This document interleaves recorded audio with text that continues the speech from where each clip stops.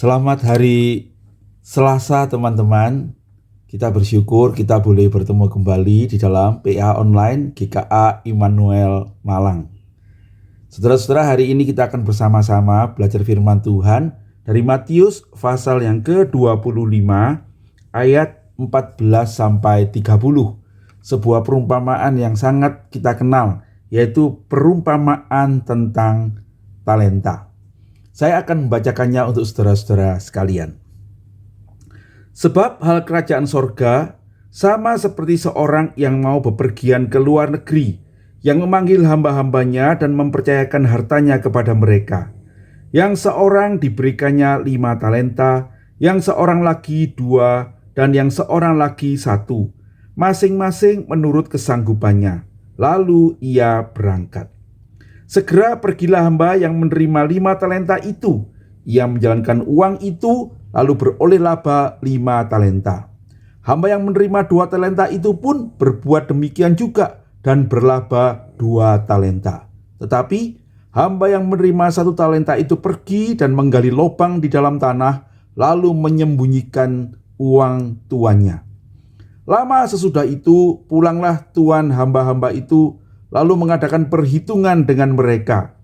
Hamba yang menerima 5 talenta itu datang dan membawa laba 5 talenta. Katanya, "Tuan, 5 talenta Tuan percayakan kepadaku.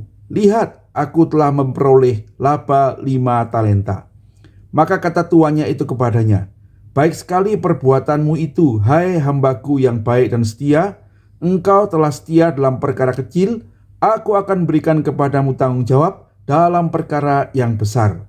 Masuklah dan turutlah dalam kebahagiaan tuanmu." Lalu datanglah hamba yang menerima 2 talenta itu. Katanya, "Tuan, 2 talenta Tuan percayakan kepadaku. Lihat, aku telah beroleh laba 2 talenta." Maka kata tuan itu kepadanya, "Baik sekali perbuatanmu itu, hai hambaku yang baik dan setia. Engkau telah setia memikul tanggung jawab dalam perkara yang kecil. Aku akan memberikan kepadamu tanggung jawab dalam perkara yang besar. Masuklah dan turutlah dalam kebahagiaan tuanmu." Kini datanglah juga hamba yang menerima 1 talenta itu dan berkata, "Tuan, aku tahu bahwa Tuan adalah manusia yang kejam, yang menuai di tempat di mana Tuan tidak menabur, dan yang memungut dari tempat di mana Tuan tidak menanam. Karena itu aku takut dan pergi menyembunyikan talenta Tuan itu di dalam tanah. Ini, terimalah kepunyaan Tuan." Maka jawab tuannya itu, "Hai kamu hamba yang jahat dan malas. Jadi kamu telah tahu bahwa aku menuai di tempat di mana aku tidak menabur dan memungut dari tempat di mana aku tidak menanam. Karena itu sudahlah seharusnya uangku itu kau berikan kepada orang yang menjalankan uang, supaya sekembaliku aku menerimanya serta dengan bunganya. Sebab itu ambillah talenta itu daripadanya dan berikanlah kepada orang yang mempunyai 10 talenta itu. Karena setiap orang yang mempunyai, kepadanya akan diberi, sehingga ia akan berkelimpahan. Tetapi siapa yang tidak mempunyai, apapun juga yang ada padanya akan diambil daripadanya. Dan campakkanlah hamba yang tidak berguna itu ke dalam kegelapan yang paling gelap.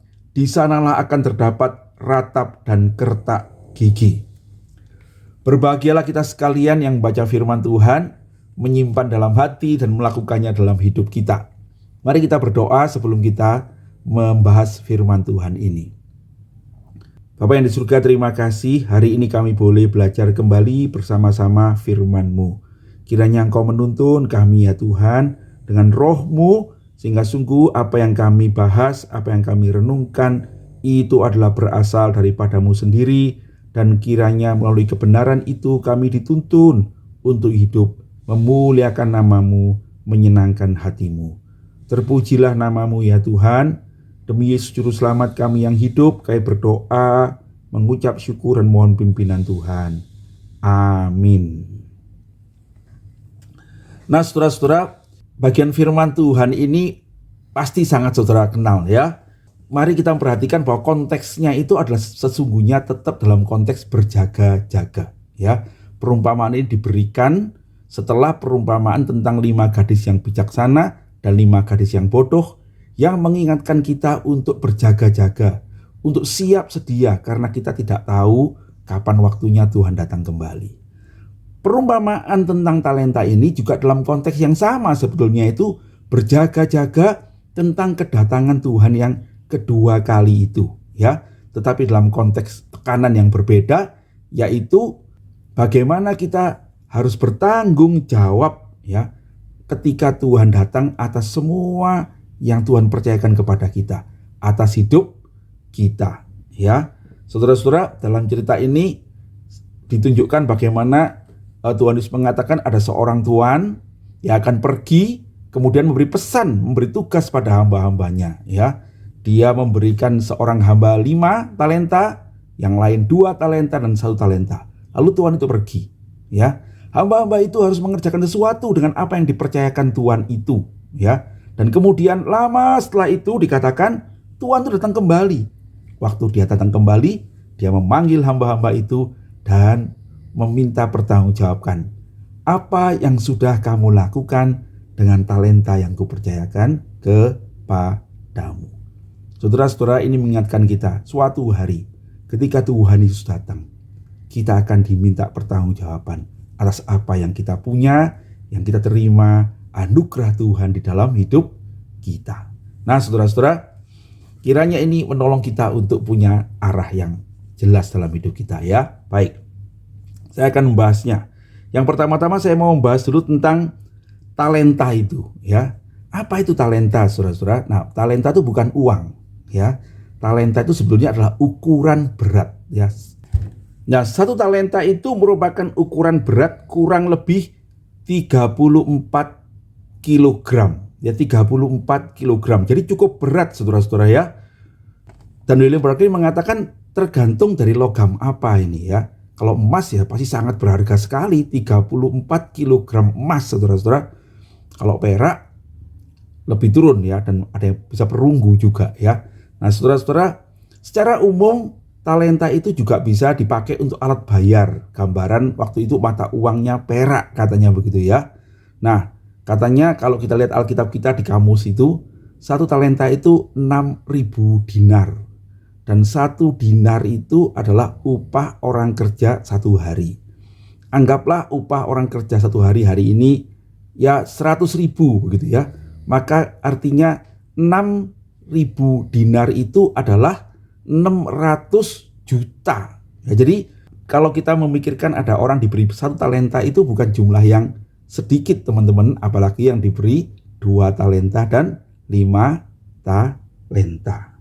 Nah, saudara-saudara, Tuhan itu mempercayakan kepada hamba-hamba ini sejumlah tanggung jawab yang cukup besar, yaitu sebuah jumlah harta yang beratnya 34 kilogram, gitu, ya, untuk emas atau perak, yang kira-kira itu kalau kita ambil average hari ini diberi masing-masing itu uang 5 kali 600 juta, 2 kali 600 juta, dan 1 kali 600 juta. Begitu kira-kira, ya.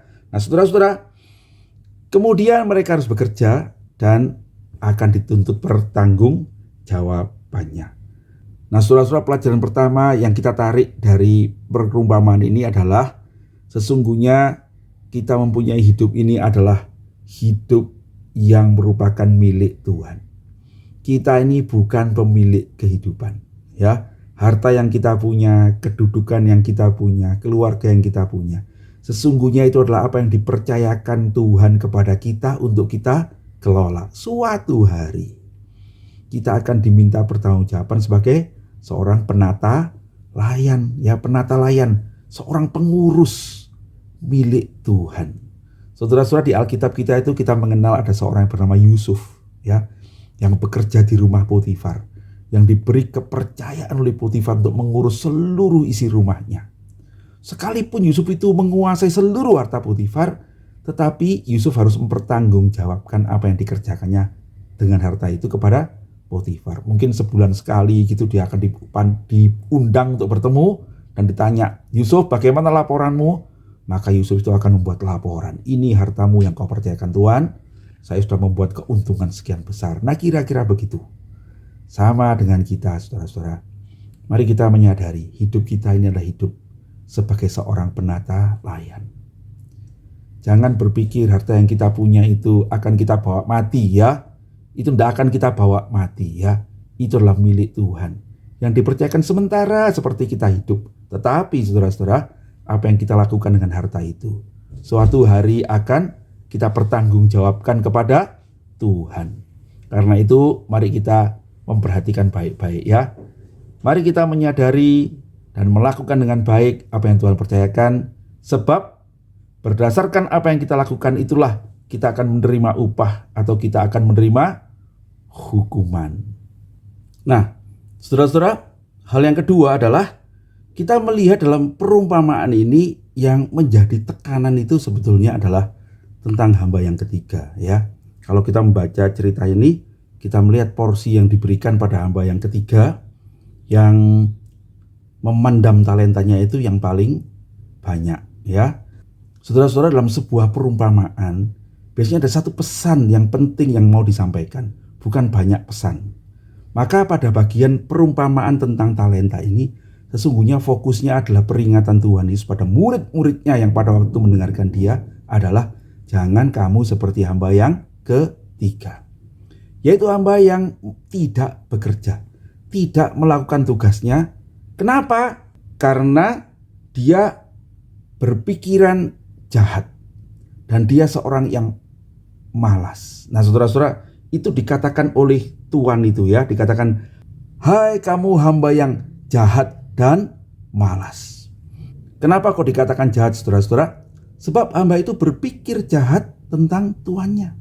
Ya, pertama-tama dia mengatakan bahwa Tuhan, aku tahu bahwa Tuhan adalah manusia yang menuai di tempat di mana Tuhan tidak menabur, ya, yang memungut di mana Tuhan tidak menanam.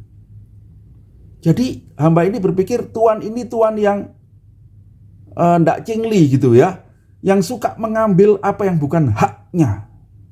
Saudara-saudara, dia merasa pemberian tuannya yang 1 talenta itu, yang 0,5 miliar lebih itu ya, sebagai sebuah jebakan barangkali begitu ya, di mana dia diberi kepercayaan itu, tuannya itu mau mengambil keuntungan dari dia atau mencelakakan dia begitu.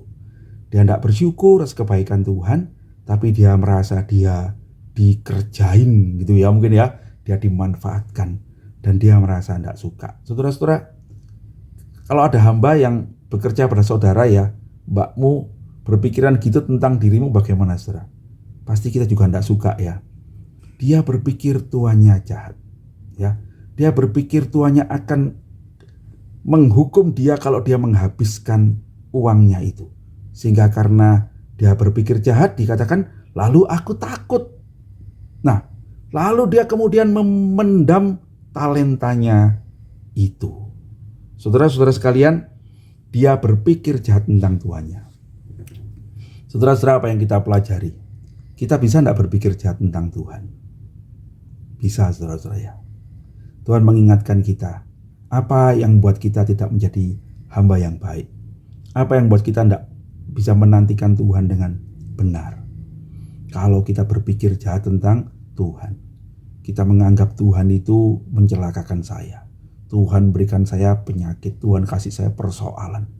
Saudara-saudara sekalian, Yesus Kristus Tuhan kita adalah Tuhan yang mengasihi kita. Salib itu menunjukkannya dengan jelas.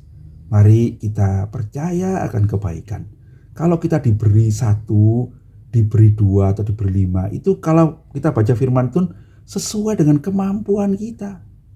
Tuhan ingin kita bekerja dalam tuntutan yang sewajarnya, yang membuat kita berhasil, bukan buat kita gagal. Karena itu mari kita bersyukur ya, bukan bersungut-sungut atas anugerah Tuhan. Kalau kita menghadapi keluarga atau keadaan yang sulit, mari kita bersyukur, percayalah melalui kesulitan itu sesungguhnya Tuhan sedang membuat kita nanti berhasil mengatasinya dan mendapatkan berkat yang lebih besar. Bukan kecewa, bukan gagal. Karena itu mari kita berpikir baik tentang Tuhan. Yang kedua dikatakan hamba itu malas. Kenapa kok malas, saudara-saudara? Karena hamba itu merasa dia boleh menikmati apapun di rumah Tuhan, menerima berkat Tuhan tanpa melakukan apa-apa. Bukankah ketika dia menunggu tuannya datang itu, dia makan dari makanan tuannya, dia minum dari minuman tuannya, dia tinggal di rumah tuannya, tetapi dia tidak melakukan apa-apa karena pikirannya yang buruk. Dia terlalu memikirkan dirinya sendiri. Dia tidak memikirkan bagaimana bisa menyenangkan hati tuannya. Nah, saudara-saudara sekalian, kita jadi malas ketika kita berpikir bahwa kita ini boleh menikmati saja hidup dan keselamatan dari Tuhan. Kita tidak mau ikut ambil bagian dalam pelayanan. Ya pokoknya aku udah selamat kok. Lalu saya hidup untuk diri saya sendiri. Itu yang buat kita jadi malas. Saudara-saudara, mari kita perhatikan kebenaran ini ya. Itu yang diminta Tuhan. Waktu kita menantikan Tuhan, biarlah kita bekerja dengan giat, berpikir dengan sukacita, dan kita memuliakan Tuhan, mengasihi sesama. Kasihlah Tuhan Allahmu, kasihlah samamu. Jangan malas, saudara. Malas itu adalah mengasihi diri sendiri, mau menikmati diri sendiri. Nah, saudara-saudara, kepada hamba itu Tuhan itu memberikan hukuman, dan sesungguhnya hukumannya itu sesuai dengan apa yang dipikirkannya. Perhatikan ya, Tuhan itu berkata, kamu hamba yang malas dan jahat, kau berpikir aku ini akan mencelakakan kamu kan? Kenapa uangku tidak kau taruh di tempat orang menjalankan uang, supaya kalau aku datang, aku bisa mengambilnya beserta dengan bunganya? Saudara-saudara sekalian, pikiran-pikiran kita yang jahat itulah yang nanti akan menjadi hukuman bagi kita sendiri.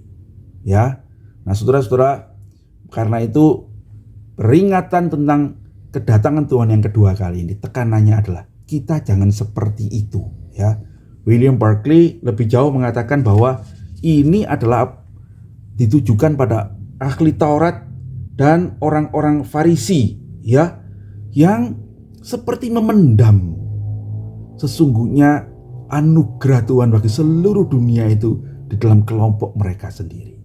Ya, orang ahli Taurat dan orang Farisi itu gagal menjadi berkat bagi segala bangsa karena kemudian mereka mengurung dirinya. Ya, William Barclay bercerita tentang tekadnya ahli Taurat itu untuk memelihara Taurat Tuhan itu dengan ketat seperti adanya.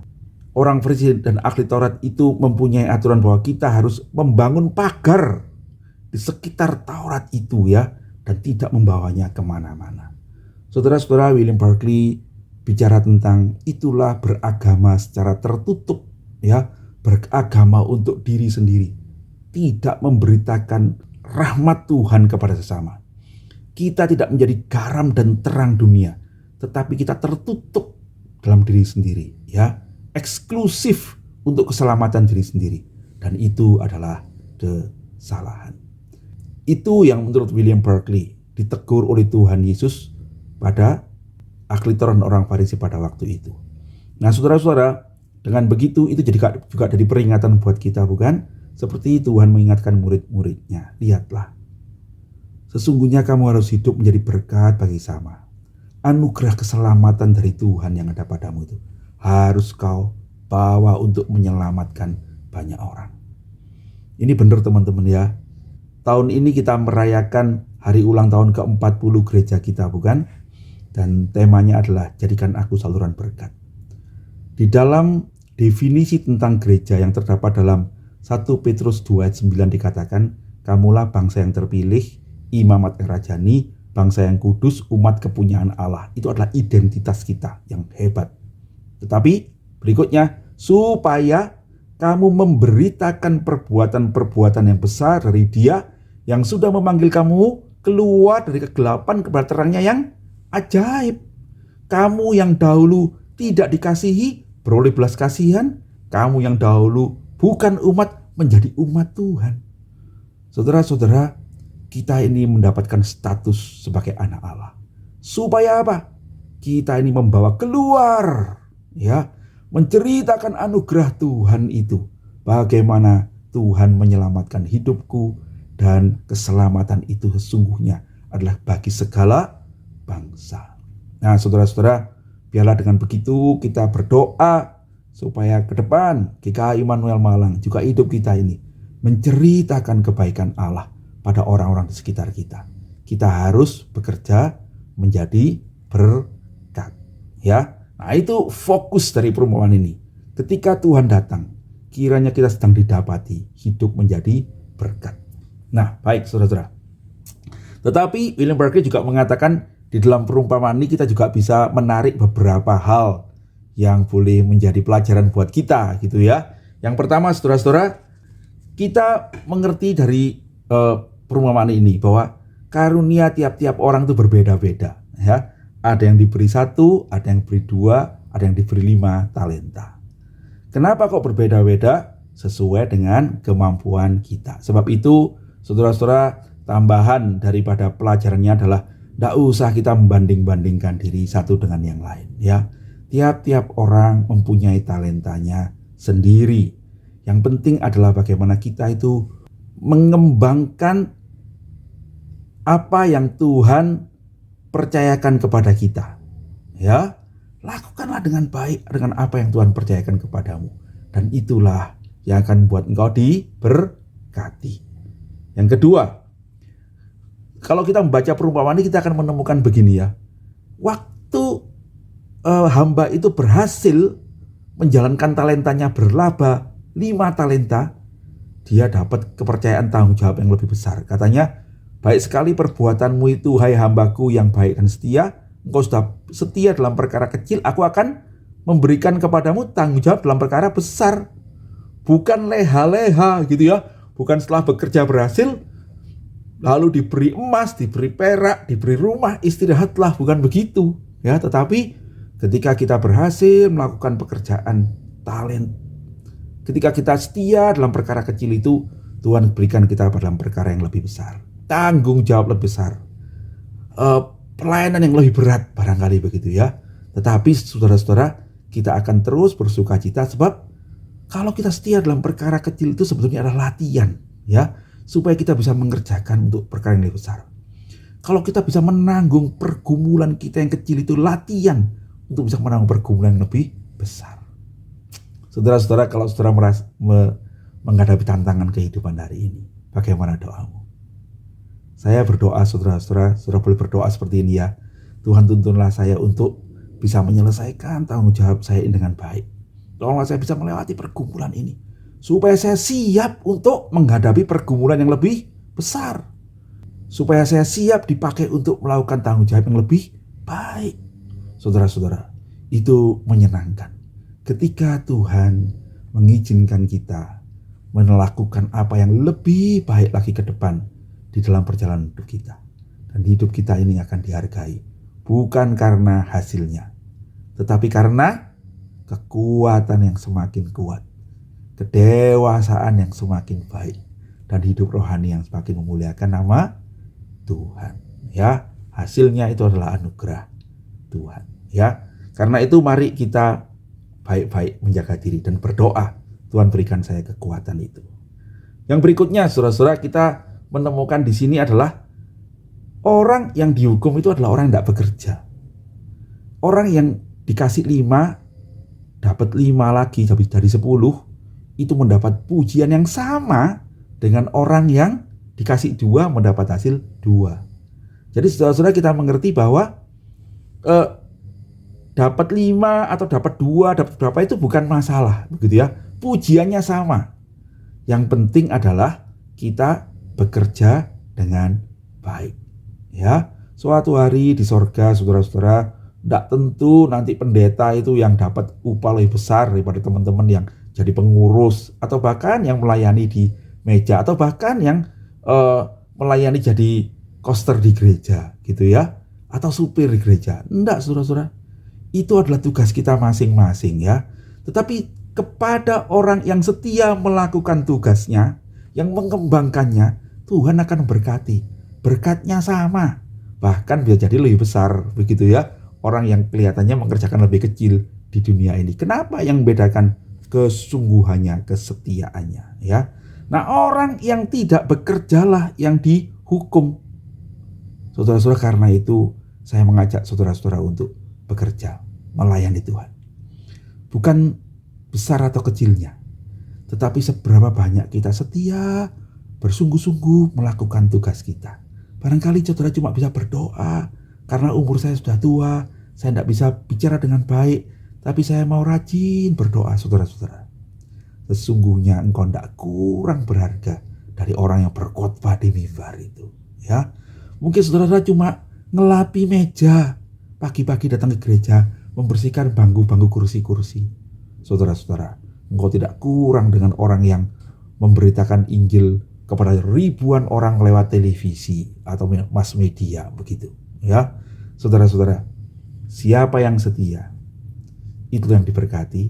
Tapi orang yang tidak setia, dialah yang akan dihukum. Ya, mari kita setia bekerja. Ya, saudara-saudara, kemudian berikutnya lah kita diberitahu ada satu hukum yang universal gitu, yaitu apa? Kepada yang banyak akan diberi, kepada yang tidak bekerja yang sedikit akan diambil. Nah, saudara perhatikan, bukan? Orang yang menerima 1 talenta itu pada akhirnya bukan tidak dapat apa-apa, saudara-saudara ya, tapi bahkan talenta yang punya dia itu diambil, diberikan pada yang 10 talenta. Artinya apa, saudara-saudara? Talenta yang tidak dipakai itu bukan tetap, bukan cuma jadi 1. Talenta yang tidak dipakai itu hilang, gitu ya. Sebaliknya orang yang memakai talentanya dengan giat itu tambah, gitu ya. Bukankah itu kebenaran yang kita dapati, bukan saudara-saudara?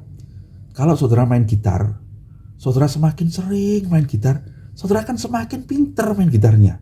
Sebaliknya, saudara pintar main gitar, tidak pernah dipakai, lama-lama bukan saudara tuh tidak berkembang, lama-lama hilang keterampilan main gitarnya itu. Sama saudara dengan gambar. Saya dulu suka gambar, tapi gambar saya hari ini dan lain yang dulu beda. Kenapa? Karena saya sudah jarang menggambar. Sebaliknya, kalau saya dulu cerita, saya persiapan cukup banyak, tapi karena sering cerita, saudara-saudara, sekarang lebih gampang, begitu ya. Kenapa? Ya karena begitulah kenyataannya ya. Semakin kita giat melayani, saudara akan semakin diberkati. Kemampuan melayani akan semakin bertambah. Karena itu ya, saya ajak saudara-saudara, mari kita giat melayani. Ya, Tuhan akan terus menambahkan karunia-Mu. Termasuk ketika saudara berdoa, ketika saudara membesuk orang, ketika saudara melayani dalam pelayanan-pelayanan yang sederhana, saudara akan semakin ahli, semakin bagus, semakin indah. Waktu saudara terus-menerus melakukannya dengan setia, dengan sukacita. Ya, saudara-saudara, yang terakhir dikatakan di dalam ayat yang terakhir itu dikatakan, dan campakkanlah hamba yang tidak berguna itu dalam kegelapan yang paling gelap, di sanalah akan terdapat ratap dan kertak gigi. Kalau saya membaca perumpamaan ini, saya berpikir, kenapa hamba yang menerima 1 talenta itu kok sampai dihukum seperti itu ya? Saudara-saudara, ini ada satu kebenaran yang mesti kita waspadai. Ada orang-orang yang menerima berkat Tuhan, anugerah Tuhan, hidup di dalam anugerah Tuhan, tetapi sungguhnya dia tidak termasuk pada hamba-hamba yang baik, tidak termasuk pada orang-orang percaya. Saudara-saudara, apa ukuran orang percaya apa tidak percaya itu? Pikirannya, bukan? Orang percaya itu bersyukur pada Tuhan, menerima anugerah Tuhan, merasakan penyertaan tuntunan Tuhan yang baik, dan karena itu dia melayani Tuhan dengan sukacita. Sebaliknya, orang yang menerima anugerah Tuhan tapi tidak percaya itu, bisa jadi dia hidup bersama dengan orang-orang percaya sekitarnya. Dia ikut menerima berkat-berkat Tuhan juga dalam hidupnya. Bahkan Tuhan mengizinkan dia menerima beberapa bakat, beberapa kemampuan, karunia untuk melayani. Tetapi dia tidak pernah bersyukur pada Tuhan. Dia tidak pernah menerima Yesus sebagai Tuhan dan Juru Selamat. Dia menganggap Tuhan itu jahat. Dia berpikir untuk diri sendiri.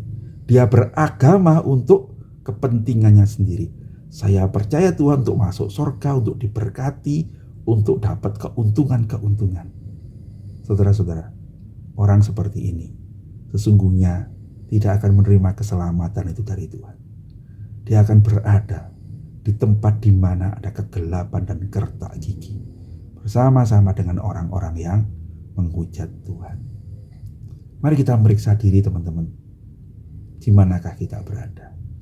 Kiranya kita mendapati diri sedang menjadi hamba yang sedang bekerja untuk mengasihi Tuhan, memuliakan Tuhan, dan bukan menjadi hamba yang sedang mementingkan diri sendiri dan melakukan apa yang tidak berkenan kepada Tuhan dengan pikiran yang jahat dan kemalasan. Tuhan kiranya menolong kita sekalian. Mari kita berdoa.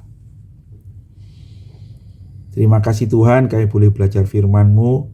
Kiranya Engkau menuntun kami supaya bukan hanya menjadi orang yang mengerti kebenaran itu, tetapi kami berjalan di dalam terang kebenaran itu.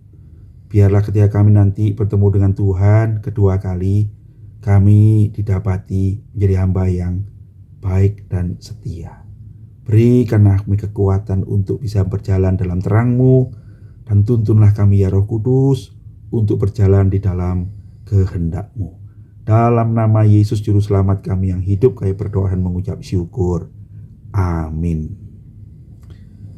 Baik teman-teman, demikian PA kita hari ini. Nanti sore kita bertemu jam 6 ya. Kita akan mendiskusikannya bersama-sama. Tuhan Yesus memberkati.